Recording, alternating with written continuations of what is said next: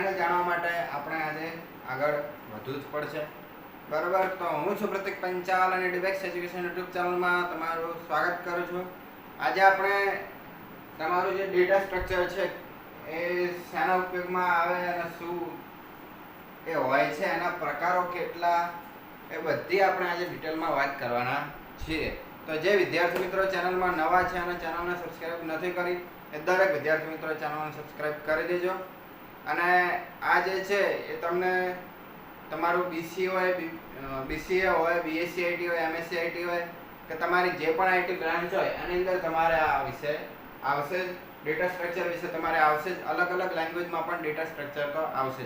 પણ આજે આપણે ડેટા સ્ટ્રક્ચર ઇન સી વિશેની વાત કરવાના છીએ, એનું ઇન્ટ્રોડક્શન જોવાના છીએ. તો જે વિદ્યાર્થી મિત્રો ચેનલમાં નવા છે ચેનલને સબસ્ક્રાઇબ કરી દેજો, કેમ કે ગુજરાતના દરેક વિદ્યાર્થી મિત્રોને ખૂબ જ ઉપયોગમાં થવાનું છે. બરાબર, તો હવે વિડીયો તરફ આગળ વધીએ. તો ડેટા સ્ટ્રક્ચર એટલે શું, તો એ આપણે અત્યારે જોઈ રહ્યા છીએ સ્ક્રીન ઉપર આપણો થંબનેલ છે. સંપૂર્ણ એક્સપ્લેનેશન ગુજરાતીમાં જ મળવાનું છે.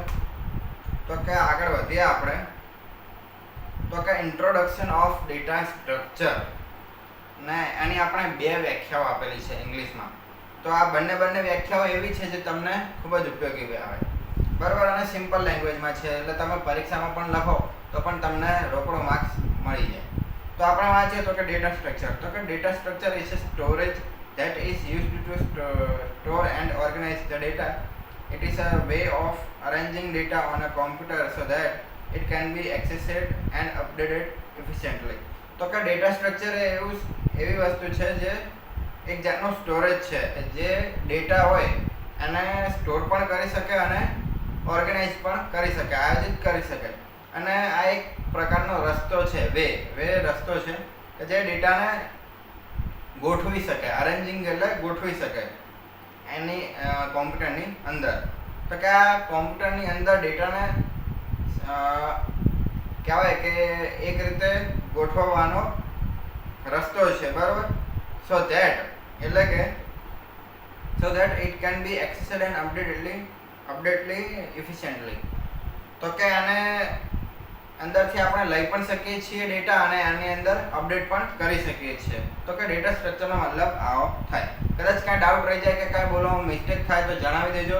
બરાબર, ત્યારબાદ છે કે એક નાની લાઈનની જ વ્યાખ્યા છે કે a data structure is arrangement of data either in the computer memory or the disk storage. તો કે ડેટા સ્ટ્રક્ચર એ એક જાતનું અરેન્જમેન્ટ છે ડેટાનું જે કોમ્પ્યુટરની અંદર ડેટાને સ્ટોર કરે છે, કોમ્પ્યુટર મેમરીની અંદર અથવા ડિસ્ક જે હોય જે આપણે ડ્રાઈવ કહીએ એની અંદર સ્ટોર કરવાનું કામ કરે છે. તો કે ડેટા સ્ટ્રક્ચર અને અલ્ગોરિધમ આ જ્યારે બંને મિક્સ થાય ત્યારે પ્રોગ્રામ બને છે. ત્યારે જ આપણે જે મેઇન વસ્તુ છે આપણો પ્રોગ્રામ હોય એ આપણે લખી શકીએ છીએ કે તમને ખબર હોય કે આ પ્રકારનો ડેટા છે, એનું સ્ટ્રક્ચર આ રીતનું છે અને એનો અલ્ગોરિધમ શું છે, તો એના આધારે તમે પ્રોગ્રામ કરી શકો છો. ત્યારબાદ આપણે કહેવાય કે ક્લાસિફિકેશન ઓફ ડેટા સ્ટ્રક્ચર, એનું માળખું આપ્યું છે કે એને કયા પ્રકાર છે અને જે એના પ્રકારો છે એના પેટા પ્રકારો કેટલા છે. તો કે ડેટા સ્ટ્રક્ચર છે. બરાબર, તો જે ડેટા સ્ટ્રક્ચર છે એ મેઇન છે. બરાબર, ત્યારબાદ લિનિયર ડેટા સ્ટ્રક્ચર અને નોન લિનિયર ડેટા સ્ટ્રક્ચર. તો એ બંને ડેટા સ્ટ્રક્ચરના પ્રકાર છે. ત્યારબાદ જે લિનિયર ડેટા સ્ટ્રક્ચર છે એના બે પ્રકારો છે, સ્ટેટિક અને ડાયનામિક. હવે સ્ટેટિક એટલે શું, તો તમે ભણ્યા હોય બરાબર તો તમને ખબર હોય કે સ્ટેટિક એટલે સળંગ. એટલે એની અંદર કેવું હોય કે સળંગ જેમ ડેટા આવતો હોય એવી રીતે ગોઠવાતું જતું હોય. તો ફક્ત એક જ કામ કરી શકે જે છે એરેની અંદર એવું હોય કે તમે લાઇનસર ડેટાને ગોઠવી શકો છો. બરાબર, ને એ પહેલાથી ફિક્સ કરેલું હોય. અને ત્યારબાદ જે ડાયનામિક છે તો કે ડાયનામિકની અંદર ત્રણ છે કે લિંક લિસ્ટ, સ્ટેક અને ક્યુ. તો આ જે લિંક લિસ્ટ, સ્ટેક અને ક્યુ એની આપણે આગળ વાત કરવાના છીએ. બરાબર, તો ડાયનામિક ડેટા સ્ટ્રક્ચરની અંદર એવું હોય કે તમે સ્ટોર તો લાઇનમાં જ કરી શકો ડેટા, પણ એને તમે જ્યાં ઈચ્છો છો ત્યાં તમે સ્ટોર કરી શકો છો. ધારો કે તમે 1 થી 5 વેલ્યુ નાખી. બરાબર, 1 2 3 4 5. હવે જે 5 વેલ્યુ છે એને તમારે જ્યાં ગોઠવવી છે ત્યાં તમે ગોઠવી શકો છો. એવી રીતે એને અમુક અલ્ગોરિધમ કામ કરતા હોય. તો આગળ આપણે જોવાના છીએ તો કે આ પ્રકારના નોન લિનિયરની અંદર એવું હોય કે સળંગ ડેટા ના હોય, બરોબર. તો એની અંદર છે કે ટ્રી અને ગ્રાફ. તો જે આપણે અત્યારે જે આ છે અને ટ્રી તમે કહી શકો છો અને ગ્રાફ હોય એ અલગ રીતે કામ કરતા હોય, એ પણ આપણે આગળ જોવાના છીએ. તો આજના વિડીયોમાં ખાલી આપણે ઇન્ટ્રોડક્શન જ જોવાના છીએ. તો આપણે જોયું. હવે આગળ આપણે જોઈશું કે લિનિયર ડેટા સ્ટ્રક્ચર એટલે શું. તો કે લિનિયર ડેટા સ્ટ્રક્ચર એટલે data structure in which data element are arranged sequentially or linearly, where each element is attached to its previous and next adjacent and elements. It called a linear data structure. તો કહેવા એવું માંગે છે કે આ જે data હોય સિક્વન્ટલી હોય અથવા લાઇન બાય લાઇન હોય. લિનિયરલી એટલે લાઇન બાય લાઇન હોય અને એને અટેચ કરેલું પ્રીવિયસ અથવા નેક્સ્ટ જે હોય એલિમેન્ટ એનાથી કનેક્ટેડ જ હોય, એટલે એને કહેવાય છે linear data structure.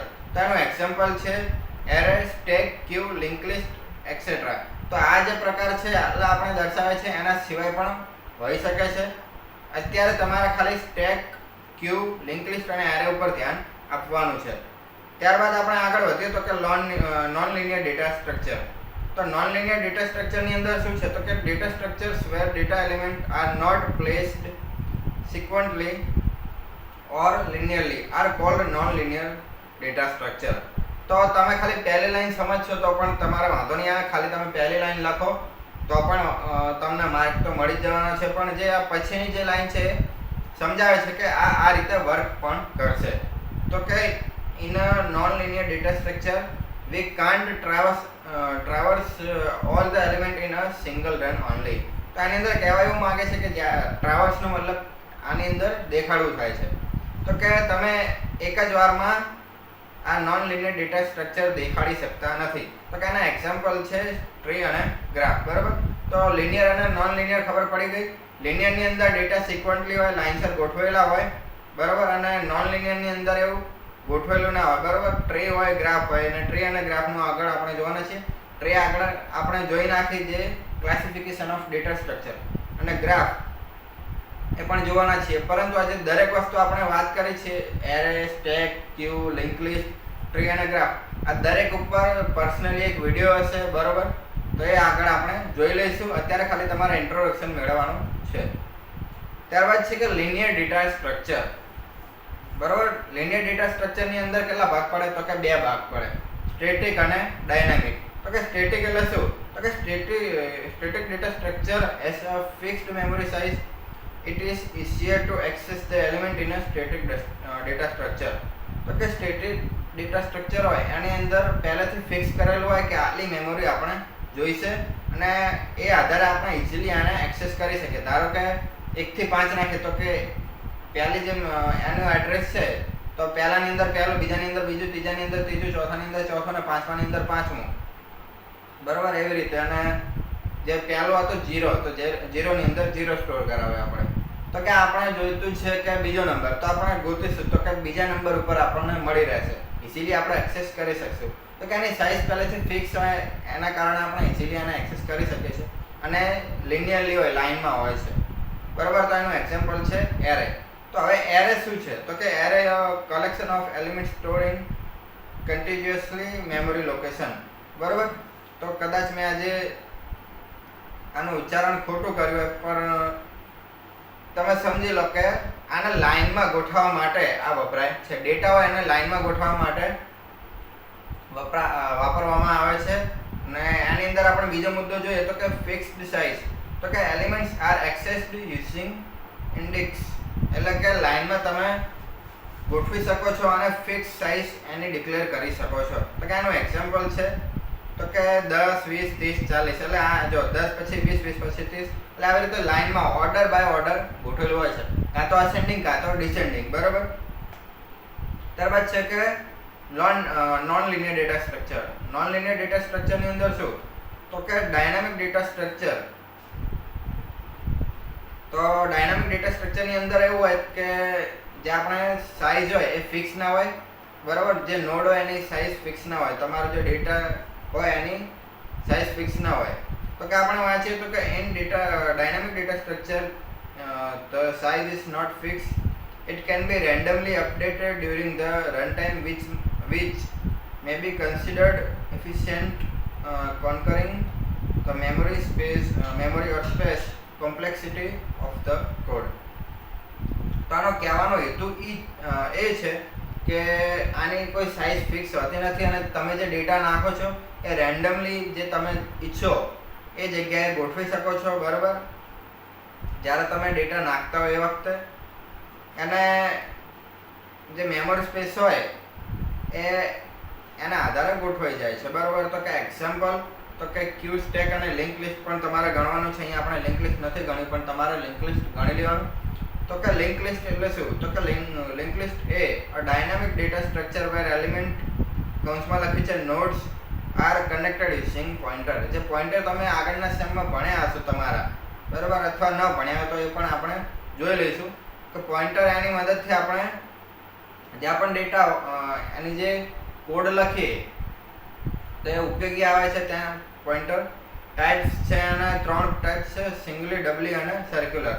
Singly link લિસ્ટની અંદર એવું હોય કે ધારો કે આપણે 4 એલિમેન્ટ લઈએ, બરાબર, 10, 20, 30 અને 40. તો 10 જોડે 20 નું એડ્રેસ હશે, 20 જોડે 30 નું હશે, 30 જોડે 40 નું હશે, બરાબર. એ જ રીતે ડબલીમાં જોઈએ તો કે ડબલીની અંદર કેવું હશે? તો કે એની અંદર 10 જોડે આગળનાનું એડ્રેસ નહીં હોય, કેમ કે આગળ એની જોડે કોઈ છે જ નહીં, પરંતુ એની જોડે 20 નું એડ્રેસ હશે. પણ 20 જોડે 10 નું પણ એડ્રેસ હશે અને 30 નું પણ એડ્રેસ હશે. 30 જોડે 20 નું પણ એડ્રેસ હશે અને 40 નું પણ એડ્રેસ હશે, એ રીતે. અને સર્ક્યુલરની અંદર આપણે પહેલું અને છેલ્લું જોઈએ તો કે 40 જોડે 10 નું એડ્રેસ હશે અને 10 જોડે 40 નું એડ્રેસ હશે. આને કહેવાય સર્ક્યુલર લિંક લિસ્ટ. તો અત્યારે તો આપણે ખાલી ઇન્ટ્રોડક્શન મેળવવાનું છે અને આગળ જ્યારે સમજવાનું આવશે ત્યારે આપણે સમજી લઈશું. તો કે સ્ટેક શું છે? તો એ લીફો પ્રિન્સિપલ છે એને ફોલો કરે છે. લીફો એટલે લાસ્ટ ઇન ફર્સ્ટ આઉટ, બરાબર. તો એનો ઓપરેશન શું છે? તો કે પુશનો મતલબ એવો થાય એની અંદર, એનો ઉપયોગ એ છે કે તમે ડેટાને એની મદદથી એડ કરી શકો છો. અને પોપ, તો પોપનો ઉપયોગ જે ટોપ એલિમેન્ટ હોય એટલે ફર્સ્ટ આઉટ છે એટલે ટોપ એલિમેન્ટ હોય છે એને રિમૂવ કરવા માટે વપરાય છે. એક્ઝામ્પલ જોઈએ તો કે અન્ડુ એફિશિયન્ટલી ઇન ટેક્સ્ટ એડિટર. તો તમે કોઈ ટેક્સ્ટ એડિટર વાપરતા હોય, ધારો કે તમે HTML વાપરો કે પછી ટર્બોસી વાપરો કે VS કોડ ને વાપરો, બરાબર. તો આની અંદર તમે અન્ડુ અને રીડુ કરી શકો છો. Ctrl+Z અને Ctrl+Y કરતા હોય, બરાબર. તો એના માટે આ વાપરવામાં આવે છે ક્યુ. તો ક્યુ એ ફીફોને સપોર્ટ કરે છે. ફોલો કરે છે. એનો મતલબ એવો જ થાય કે ફર્સ્ટ ઇન ફર્સ્ટ આઉટ, જે પહેલું આવ્યું એ પહેલું જાય. તો એના પ્રકાર છે સિમ્પલ ક્યુ, સર્ક્યુલર ક્યુ અને પ્રાયોરિટી ક્યુ. અને એનું એક્ઝામ્પલ જોઈએ તો કે task scheduling in a operating system. તો કે જે પ્રમાણે એને તમે શેડ્યુલ બનાવે એ રીતે એ વર્ક કરતું જાય. આના પછી આ જ થશે, આના પછી આ જ થશે, બરાબર. એટલે જે પહેલું કામ પત્યું તો એ નીકળી જશે, તો એની બદલે બીજું કોઈ એ પહેલા આવી જાય, એટલે ફર્સ્ટ ઇન ફર્સ્ટ આઉટ. ત્યારબાદ છે ટ્રી. તો ટ્રી એ શું છે? તો કે hierarchical structure with nodes connected in parent and child relationship. અને ટાઈપ છે બાઇનરી સર્ચ ટ્રી એટલે કે BST, AVL ટ્રી અને B ટ્રી. એનો ઉપયોગ થાય છે ફાઇલ સિસ્ટમ રિપ્રેઝન્ટેશન. તો તમારું લેપટોપ કે કોમ્પ્યુટર હોય કે મોબાઈલ હોય એની અંદર તમે ખોલશો એટલે તમારું જે ફાઇલ નામનું જે હોય, ફાઇલ એક્સપ્લોરર કે ફાઇલ્સ, મોબાઈલની અંદર માય ફાઇલ્સ કે ગૂગલ ફાઇલ્સ એવું હોય, તો એની અંદર જે તમારે અલગ અલગ રીતે ગોઠવેલા હોય કે આ ફોલ્ડર, ફોટાનો ફોલ્ડર, વિડીયોનો folder, local disk C, D, E જે તમે બનાવેલું હોય, એટલે દરેક જે ફોલ્ડર છે એને રિપ્રેઝન્ટ કરવા માટે ટ્રીનો ઉપયોગ થાય છે. એ અત્યારે તમને ના ખબર પડે, પણ જે ત્યારે તમે કોડ લખો અને ત્યારે એનું ઇમ્પ્લિમેન્ટ આવે ત્યારે તમને ખબર પડે. ત્યારબાદ છે ગ્રાફ.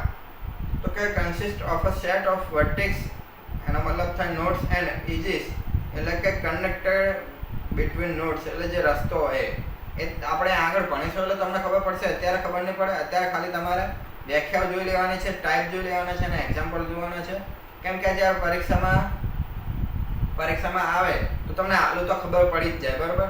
અને ત્યારબાદ જે વિડીયો મૂકતા રહેશો એટલે તમને પર્સનલી ખબર પડી જ રહેશે, જે ટોપિક આવશે એ પ્રમાણે તમને ખબર પડી રહેશે. તો કે consist of a set of vertex and edges, અને એના ટાઈપ છે ડાયરેક્ટેડ ગ્રાફ, અનડાયરેક્ટેડ ગ્રાફ અને વેટેડ ગ્રાફ. એના યુઝ શું થાય તો કે સોશિયલ નેટવર્ક માટે શોર્ટેસ્ટ પાથ ઓફ અલ્ગોરિધમ. અને આનો એક એક્ઝામ્પલ પણ છે કે દિક્ક્ષેત્રાસ અલ્ગોરિધમ. તો એ આગળ આપણે ટોપિક જોવાનો છે, બરાબર, એને ડિટેલમાં જોવો પડશે. તો આ જે છે એ આપણું હતું ક્લાસિફિકેશન ઓફ ડેટા સ્ટ્રક્ચર, એટલે કે ડેટા સ્ટ્રક્ચરના પ્રકારોના પણ પ્રકારો. અને આ ખૂબ જ અગત્યનું છે, જે તમને ભવિષ્યમાં પણ ખૂબ જ ઉપયોગી છે. એ પછી એરે હોય, સ્ટેક હોય, ક્યુ હોય, લિંક લિસ્ટ હોય, ટ્રી હોય કે ગ્રાફ હોય. અને ખાસ કરીને જે ટ્રી છે તો ઇન્ટરવ્યુમાં પણ તમને પૂછી શકે છે, બરાબર. તો આ રીતે છે તમને પૂછવામાં આવશે પરીક્ષામાં. જે તમને આ વ્યાખ્યાઓને બધું છે સારી વ્યાખ્યાઓ છે, અમે તમારા માટે સ્પેશિયલ બનાવી છે, અને આ સાચી વ્યાખ્યાઓ છે એટલે તમારા માર્ક કપાવવાનો ડર નહીં રહે, બરાબર. આ જે ડેટા સ્ટ્રક્ચરની વ્યાખ્યા છે તો એ બંને ઉપયોગી છે. અને તમે આજે આપણે અહીંયા લખ્યું છે કે આજે લખ્યું તો એ પણ ખૂબ જ ઉપયોગી આવશે તમને. ત્યારબાદ આ જે માળખું છે એ તો ખાસ તમારે લખી જ દેવાનું કે વોટ ઇઝ ડેટા સ્ટ્રક્ચર, એટલે ડેટા સ્ટ્રક્ચર વિશે પૂછે તો તમારે આ તો લખી જ દેવાનું. ત્યારબાદ લિનિયર ડેટા સ્ટ્રક્ચરની અંદર શું છે તો કે તમારે ખાલી આ ફર્સ્ટ લાઈન લખવાની અને આટલે સુધી, બરાબર. આટલે સુધી તમે લખશો એટલે તમને માર્ક મળી જશે. અને એનો એક્ઝામ્પલ ખાસ લખજો જેથી તમારે માર્ક કપાવવાના ચાન્સીસ ન રહે પ્રશ્નમાં. અને નોન લિનિયર ડેટા સ્ટ્રક્ચરની અંદર શું છે તો કે તમારે આ ફર્સ્ટ લાઈન જે છે એ તમારે લખવાની, અને આ જે બીજી લાઈનમાં જે આટલે સુધી છે એ તમારે લખવાનું છે. ત્યાર પછીનું જે છે એ નહીં લખો તો ચાલશે, અને એક્ઝામ્પલ તમે લખવાનું ભૂલતા નહીં. ત્યારબાદ છે આની અંદર તો કે આની અંદર જે વ્યાખ્યાને એનું એક્ઝામ્પલ અને સ્ટેટિક ડેટા સ્ટ્રક્ચર પૂછ્યું તો એની અંદર એરે વિશે લખી દેવાનું. ત્યારબાદ ડાયનામિક પૂછ્યું તો એની અંદર લિંક લિસ્ટ વિશે એની વ્યાખ્યા, એના ટાઈપ અને એનું એક્ઝામ્પલ આવડતું હોય તો એ પણ તમે લખી શકો છો. ત્યારબાદ સ્ટેક અને ક્યુનું લખવાનું, અને ત્યારબાદ ટ્રી અને ગ્રાફ વિશે લખવાનું, બરાબર.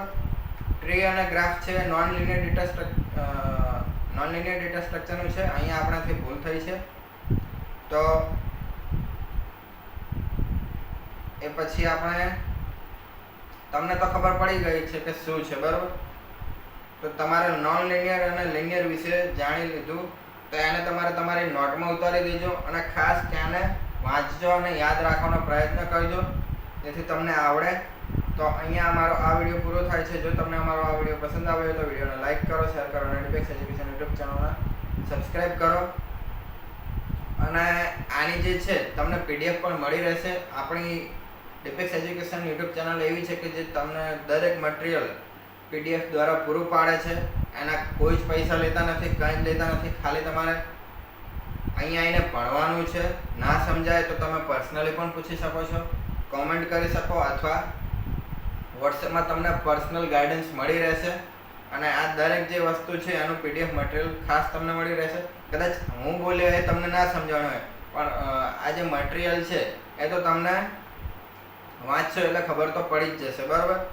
તો મળીએ આવતા વિડીયોમાં. ત્યાં સુધી ટેક કેર. જય હિન્દ, જય ભારત, જય દ્વારકાધીશ.